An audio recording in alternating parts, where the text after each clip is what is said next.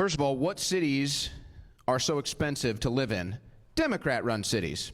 And again, he talks about redistribution. Is this the open? You talk about redistribution again. When those cities are expensive, do you acknowledge that those cities produce more economic output for the country than all the red cities? This is what I mean when I say these people don't live in reality. But like, why can't you acknowledge that?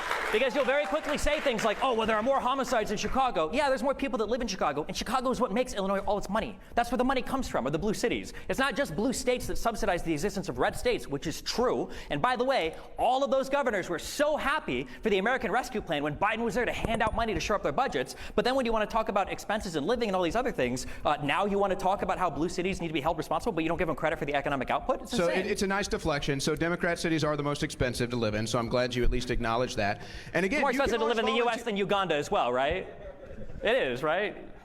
So you can always volunteer to pay more, all right? If you want to redistribute wealth, you can be the hero, man. You can empty your bank account right now, but I bet you don't. I bet you're actually living pretty rich. I bet you do pretty well.